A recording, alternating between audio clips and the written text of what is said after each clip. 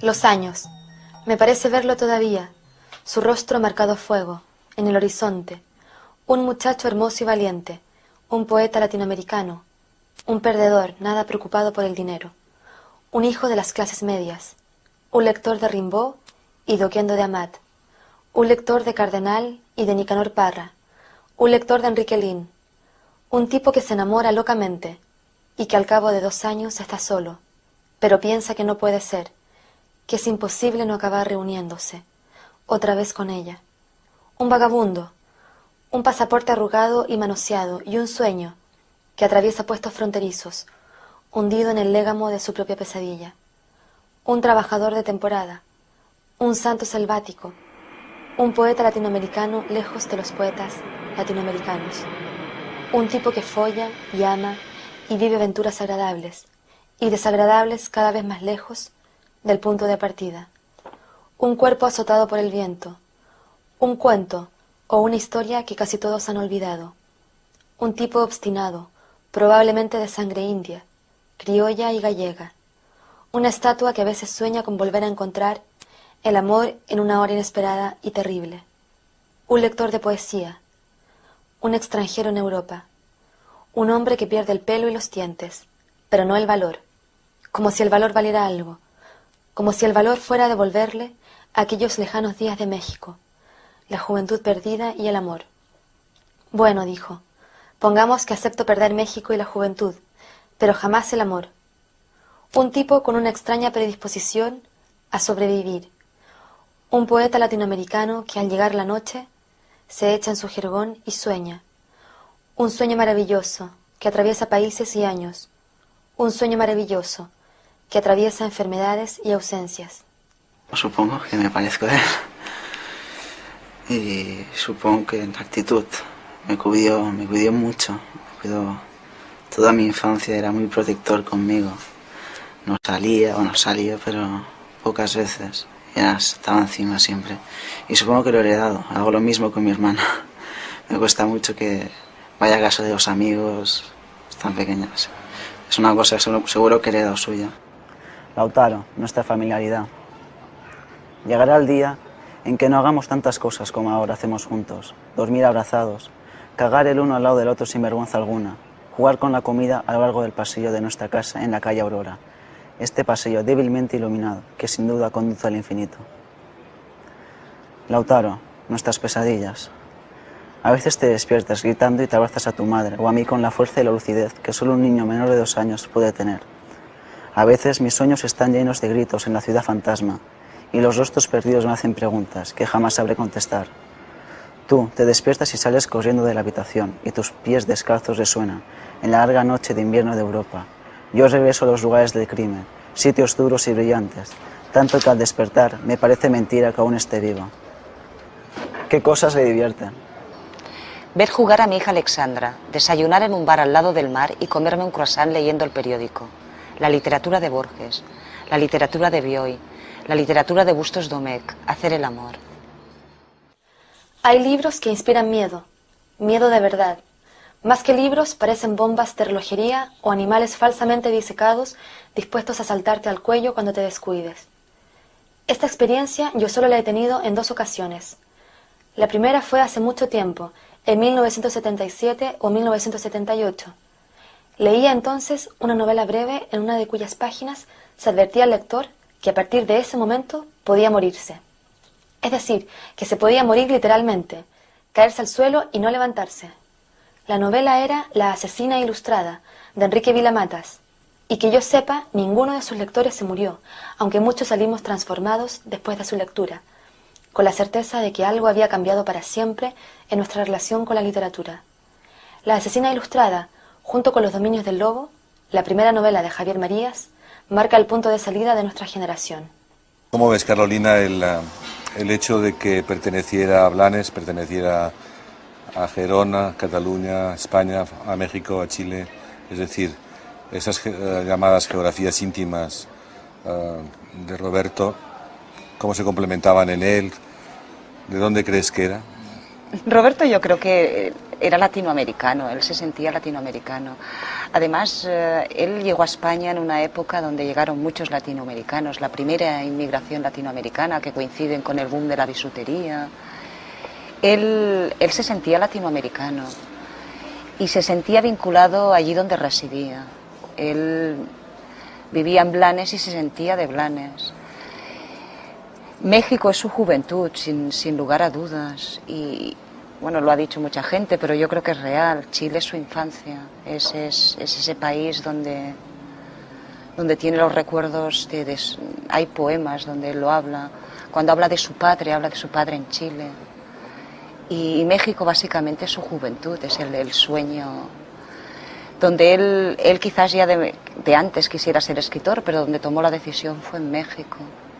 Y donde encontró colegas, ¿no?, que son tan importantes y más a esa edad, ¿no?, que le hicieron creíble su propio sueño, ¿no? Yo creo que era de allí donde vivía.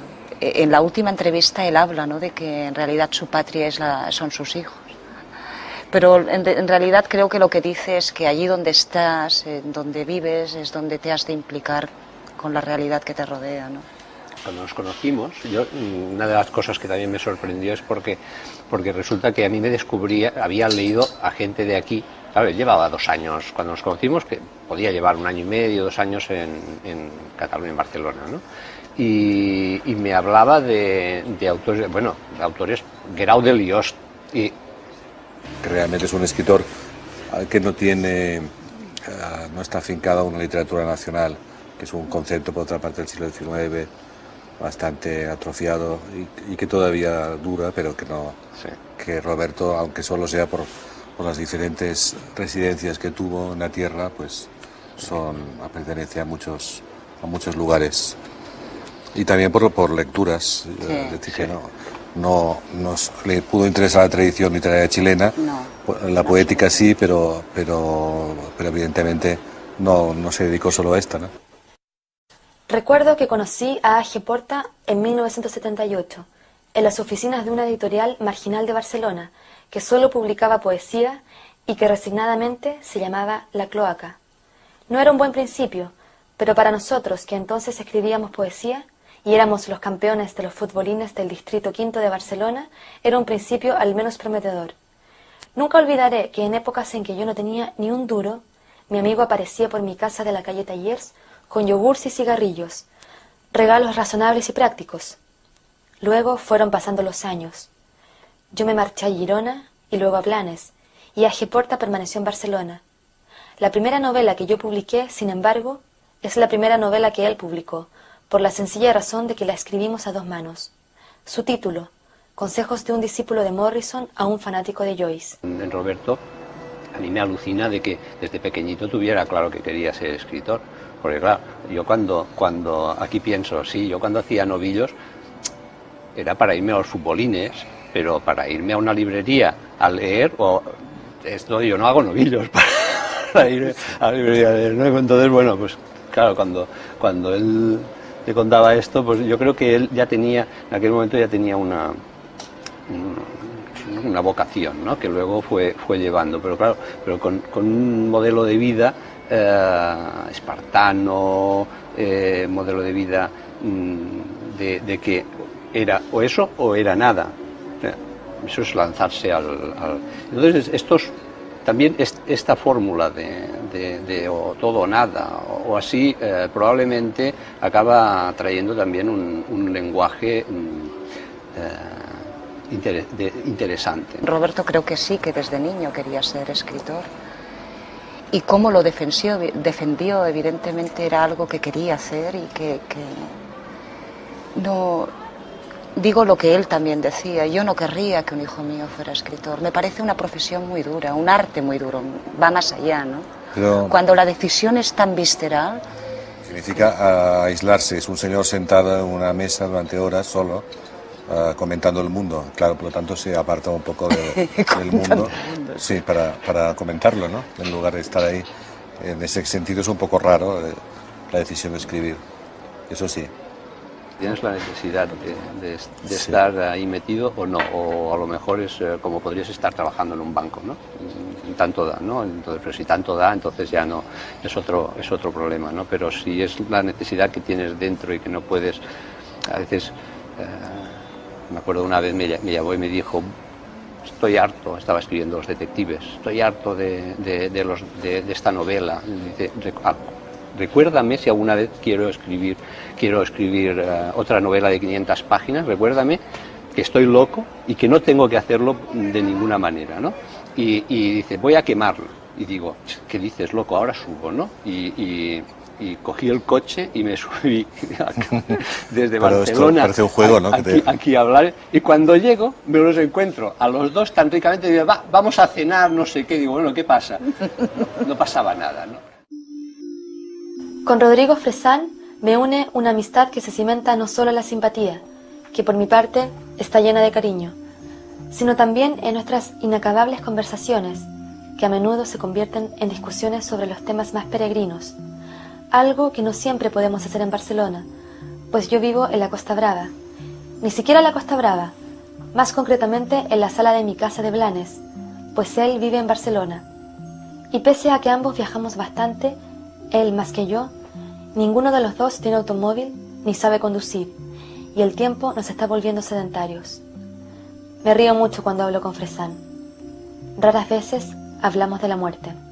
A mí lo que me gusta de Roberto, me gustaba de él, y es algo en lo que me siento también muy próximo, es que yo creo que muchas veces hay muchas maneras de dividir a los escritores en dos bandos, ¿no? Pero a mí me gusta pensar que hay dos tipos de escritores, ¿no?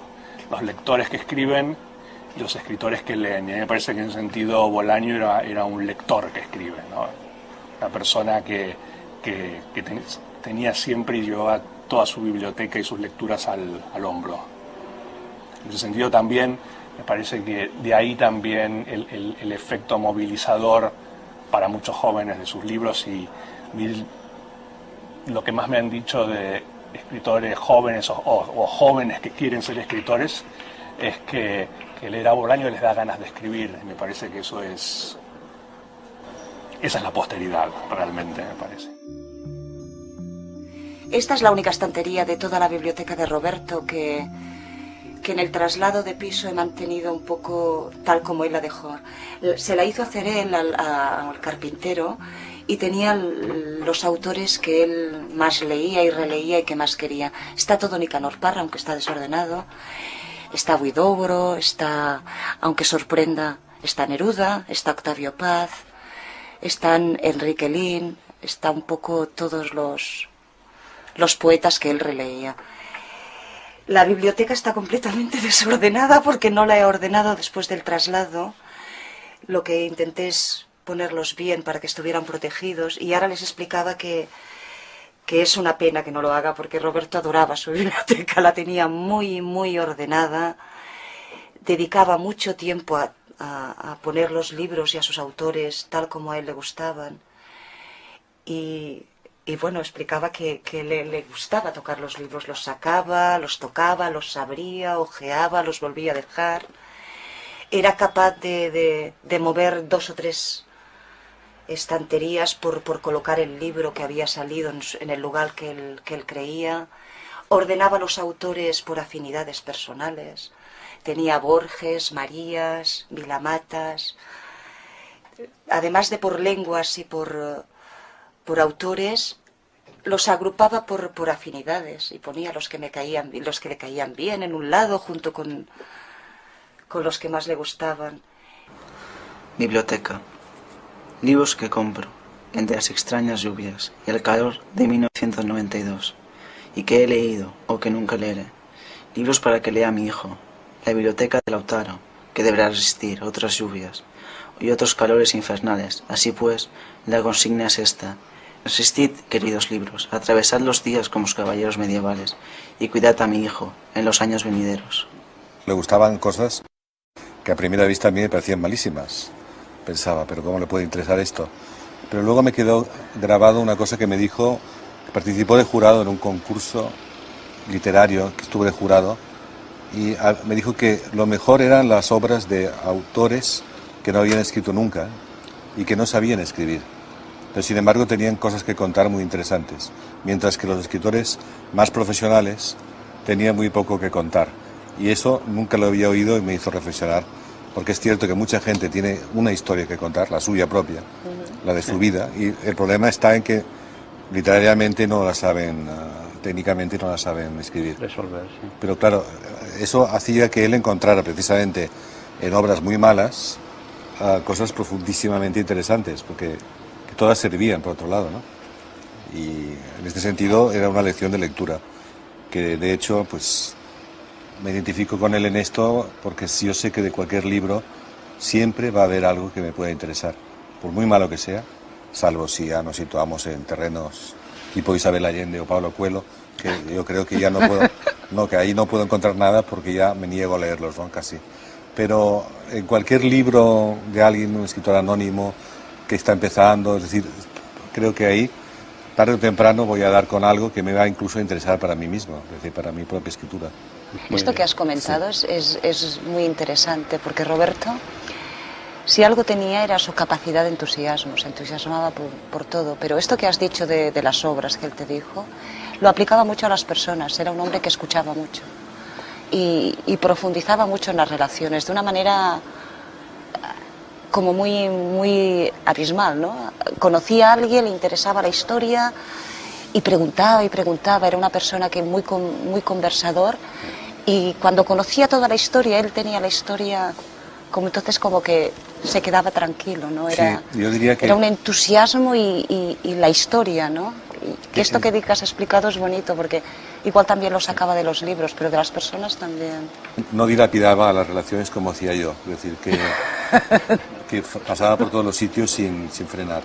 Mientras que en su caso, quizás porque me atrevo a decir que vivía más aislado y tenía menos contactos personales, y eso hacía que todos resultaran valiosos.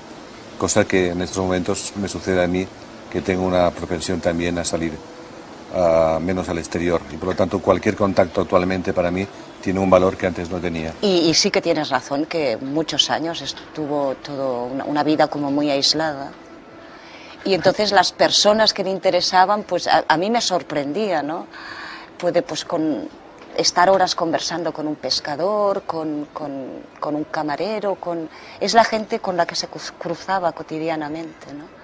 En realidad, de los años que yo compartí con Roberto, el mundo literario, las conversaciones con el ámbito literario, contigo, con Fresán, con Toni eran más personales también. Fueron mucho más tarde, ¿no? Roberto era un gran conversador con cualquier persona con la que se cruzara. Era algo... La primera vez que vi a Villoro fue en la Universidad Autónoma de México, en la entrega de unos premios. Él había obtenido el segundo premio de cuento y yo el tercero de poesía. Villoro tenía 17 o 18 años y yo 3 más. Mis recuerdos de aquel día son más bien brumosos. Recuerdo a un adolescente muy alto y entusiasta. No sé si ya entonces llevaba barba. Puede que no, aunque en mi memoria lo veo con barba, conversando conmigo durante unos minutos, sin estudiarnos, sin pensar en nuestro futuro, un futuro que comenzaba a abrirse para ambos, pero no como telón ni como visión instantánea, sino como puerta metálica de garaje que se abre con estrépito, sin limpieza ni armonía. Eso era lo que había, eso era lo que nos había tocado, pero no lo sabíamos, y hablamos de lo que hablan los escritores menores de 21 años. Roberto era un polemista natural, era una persona a la que le gustaba muchísimo ejercer los favores de la discrepancia. Si tú estabas de acuerdo con una cosa en él, rápidamente cambiaba de opinión para ejercitar todas las posibilidades de un tema. De alguna manera, Los Detectives Salvajes, por ejemplo, es una novela que espejea desde muchas perspectivas temas que tratan de distinta manera a los personajes. Yo creo que a él le encantaba el ejercicio retórico y le parecía divertidísimo. Además tenía una mala leche formidable, un sentido del humor extraordinario, una gran ironía y otra cosa, como todo gran polemista, era una persona a la que siempre le gustaba tener razón, a pesar de que él continuamente cambiara de razones. La última vez que nos vimos, le hablé muy mal de Bush porque me parecía lo lógico dentro de una conversación sobre Norteamérica, y ante mi asombro me defendió un aspecto no sé cuál no de Bush sino de la administración Bush, una cosa, solo para poder discutir, y me di cuenta de que hasta, claro, que era posible hasta hacerse pasar por un simpatizante de un administrativo de Bush, ¿no? En esta conversación. Es que le Sí. gustaba la polémica, Sí, Roberto, sí, le era encantaba, polemista, claro. le encantaba la discusión, el arte del incordio, ¿no? de que en la conversación hubieran pros y contras, ¿no?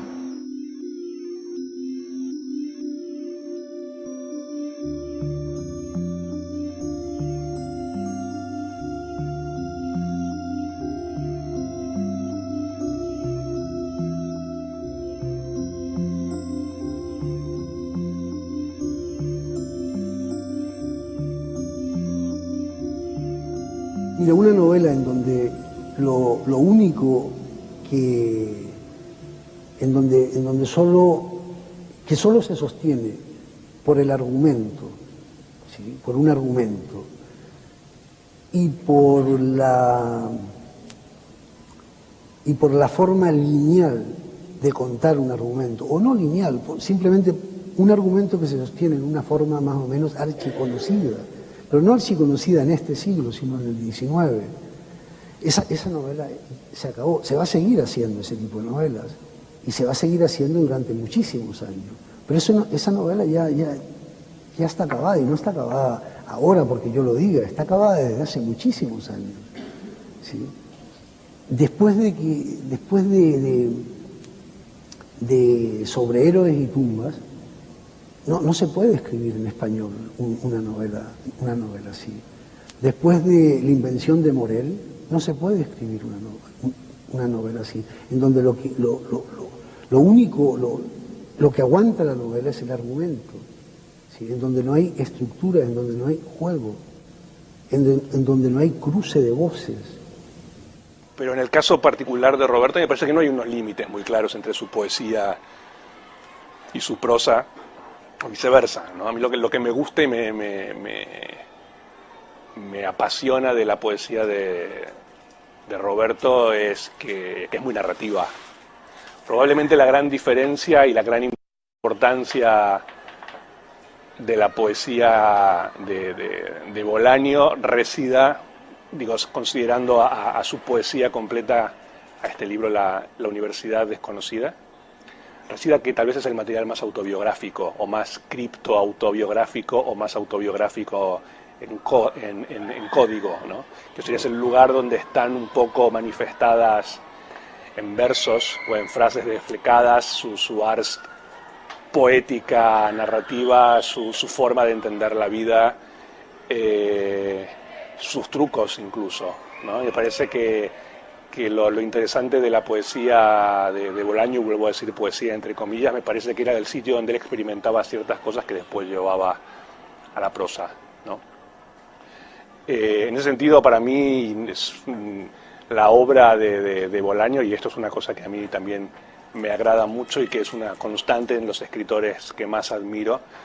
Me cuesta bastante separar los libros uno de otro. Me parece que es como una especie de organismo multicelular respondiendo a un único supercerebro. El caso de Enrique Villamatas es el mismo, por ejemplo, el caso de Nabokov es el mismo, el caso de Borges es el mismo, ¿no? Son escritores que me parece que les preocupa más la visión total y panorámica de las cosas, más que ir concentrándose en hechos aislados o en libros o en historias autoconcluyentes, ¿no? Yo lo veía como alguien que tenía como una visión de la literatura y que podía incidir en ella con un lenguaje que no era siempre el mismo, sino que era como muy diferente, que podía ir desde Amberes hasta 2666, pasando por otras novelas que creo que tienen un corte o una voz totalmente distinta a las unas de las otras, ¿no? Como si dominara diversos lenguajes y los dominara perfectamente, ¿no? Porque los detectives salvajes mismo con 2666 no veo... O sea, hay diferentes registros ahí, sí. ¿no? Entonces, no sé cómo ves tú esto. Bueno, creo que es asombroso los cambios que va dando de lo que va de Amberes a Estrella Distante, de Estrella Distante a Detectives y de Detectives a 2666. Hay muchos saltos, y va ganando en fuerza asombrosamente en muy poco espacio de tiempo. La palabra es intensidad, la que va adquiriendo con el tiempo que hay entre la publicación de Estrella Distante hasta su último libro. Es un espacio, creo que son de 7-8 años, en los cuales se da una especie de tour de force de gran intensidad y de grandes cambios de registro a los que estamos poco acostumbrados en los escritores. Las circunstancias en las que se debatía puede ser que influyeran, y también a veces el saber que todo tenía un límite, que todos sabemos que tiene todo un límite, pero en su caso era como una certeza muy, muy honda, y hizo que forzara positivamente la máquina y que fuera tan intenso lo que hizo en tan poco espacio de tiempo y con tantos cambios. Yo también he creído que tantos años de no reconocimiento anterior y de silencio aquí en Blanes produjeron que en el momento en que adquiere un poco de confianza a través de la publicación de sus 2 primeros libros en Anagrama, en concreto, creo que eso le da una confianza que ya tenía muy grande en sí mismo, pero que de saber que va a publicarlo de inmediato en cuanto lo termine, que le conduce a arriesgar más de lo que arriesgaba antes y a poner una marcha de velocidad superior a la que tenía en aquel momento. Quizás es un vuelo que da a partir de Estrella Distante, que Carolina puede comentar mejor que yo porque fue testigo. Yo estoy de acuerdo contigo, el tema de la coincidencia del reconocimiento y la certeza de que puede llegar a ser publicado todo lo que escribe le dio, y la proximidad de la enfermedad, ¿no? Le dio muchísima fuerza.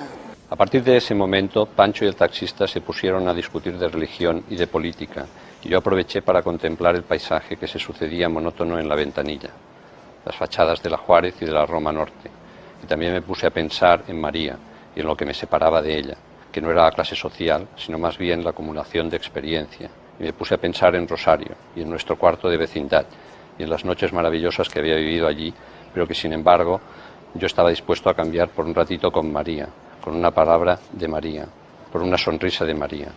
Y también me puse a pensar en mis tíos e incluso me pareció verlos, alejándose por una de aquellas calles por las que pasábamos, tomados del brazo, sin volverse para mirar el taxi, que se perdía zigzagueando peligrosamente por otras calles, inmersos en su soledad, así como Pancho, el taxista, y yo íbamos inmersos en la nuestra.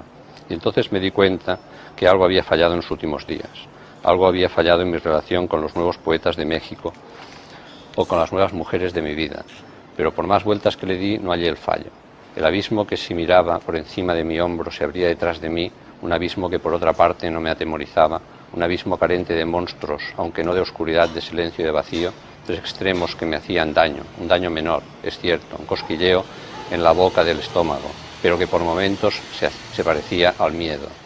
Y entonces, mientras iba con la cara pegada a la ventanilla, entramos en la calle Colima y Pancho y el taxista se callaron, o tal vez solo Pancho se calló, como si diera por bien perdida su discusión con el taxista, y mi silencio y el silencio de Pancho me sobrecogieron el corazón.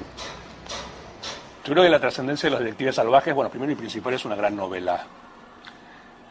Si vas hilando un poco más fino, o si te vas poniendo un poco más en la posición de un lector más calificado, o de un escritor que lee, o de alguien con una cierta óptica más académica que puede ver a los detectives salvajes dentro de lo que es el paisaje y el panorama de la literatura latinoamericana. A mí me parece que la gran importancia de ese libro, y me parece que también de ahí el gran éxito que está teniendo ahora en el mundo angloparlante, tanto en Estados Unidos como en Inglaterra.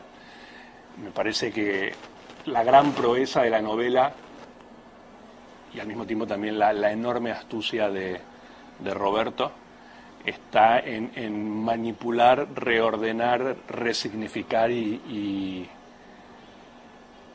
mutar como los materiales más transitados, más obvios y más incluso erosionados de la gran novela latinoamericana, como puede ser la dictadura, el exilio, cierta épica de la derrota, el malditismo de los poetas, y presentar eso de una manera completa y total y absolutamente nueva, ¿no? Sin traicionar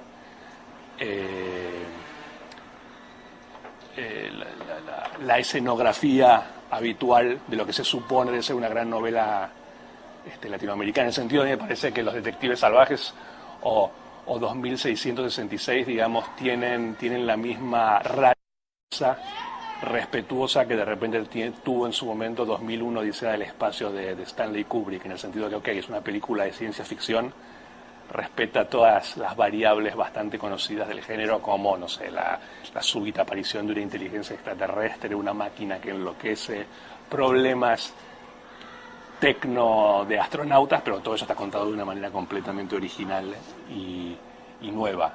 Creo que lo más interesante de este libro es precisamente la figura del detective salvaje. Es alguien que investiga la realidad de manera rebelde. Es un poeta que no necesariamente escribe obras poéticas. O sea, no es un poeta culterano, un poeta que esté escribiendo poesía. Puede hacerlo, pero lo más importante es que él convierte la poesía en una forma de vida. Él busca vivir poéticamente. Y esto es, yo creo, que el gran atractivo de Los Detectives Salvajes.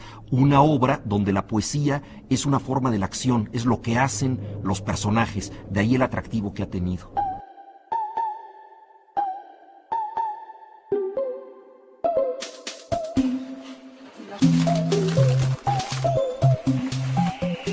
¿Os dais cuenta? Está todo corregido.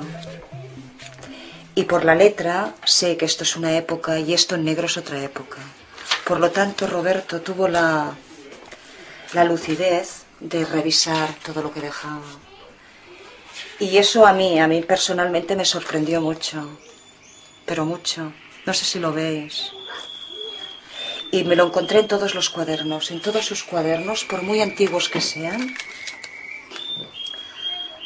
están revisados.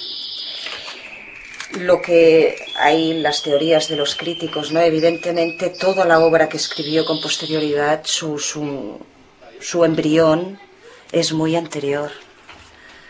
Estos cuadernos son del 70 y algo. Y lo vi en todos los cuadernos, no sé si se puede ver en cualquier otro. Pero te vas encontrando que él va revisando. Y es como muy sorprendente. Y aquí se ve un tipo de letra muchísimo, no sé si os dais cuenta. Este es el último cuaderno de Roberto. El que tenía encima antes de morir, mirar esta letra y mirar esta. Y si veis las correcciones, es otro tipo de letra. Hay muchos años en medio, 2666 es una novela hasta cierto punto inconclusa porque no sabemos cómo la habría terminado estilísticamente Roberto Bolaño. Muchas veces platicamos sobre el tratamiento, la textura del idioma en esta novela y que era muy difícil de sostener porque es una obra amplísima, es digamos de las dimensiones de La Guerra y la Paz de Tolstoy. Sin embargo, creo que quedó a nivel de lo que es la trama y el impulso narrativo tan vital de Bolaño como una obra concluida.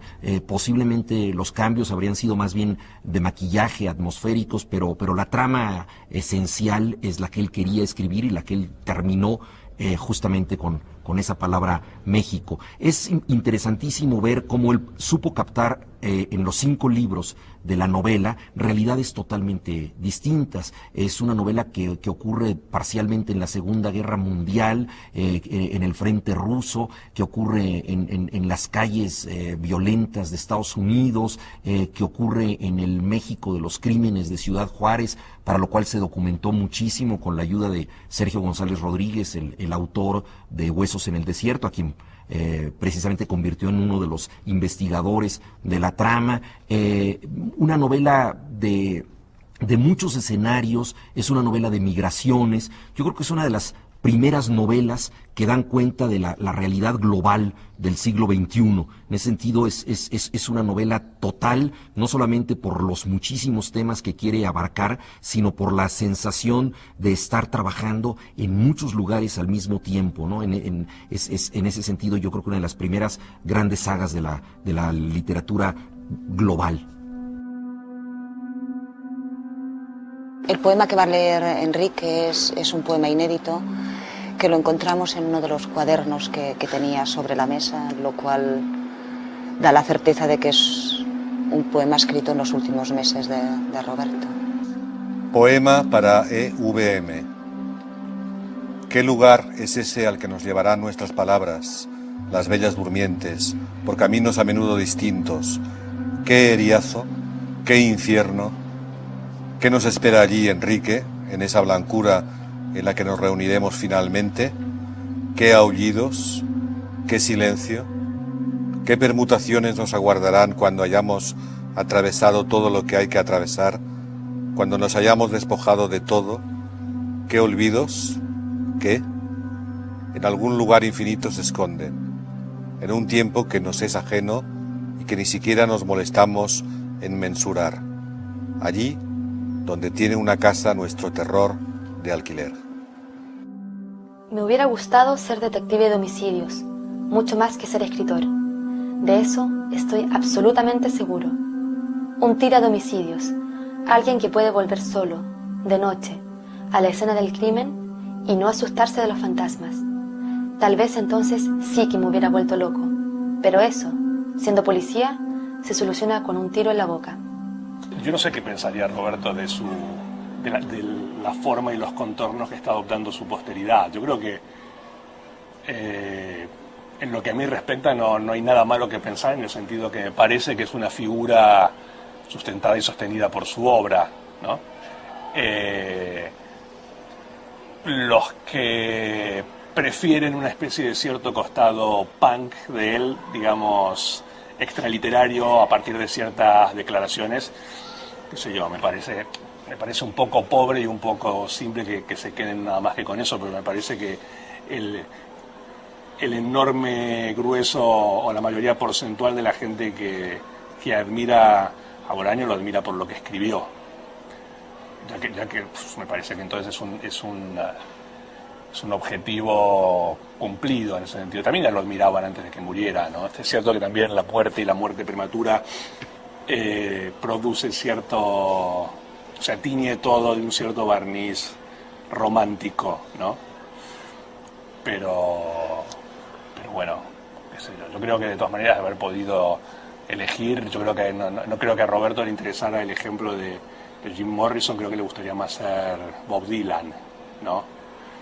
Yo creo que a todos, a todos muy pronto nos deja de interesar ser Jim Morrison y nos gusta más la longevidad madura e imprevisible de alguien como Bob Dylan.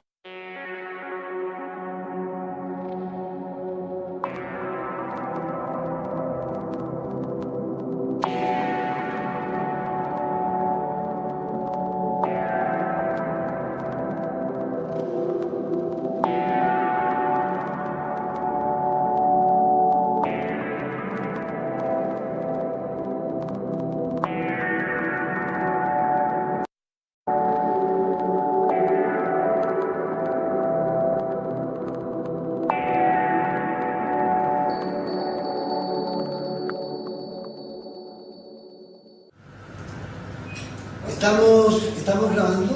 Sí. ¿Ya?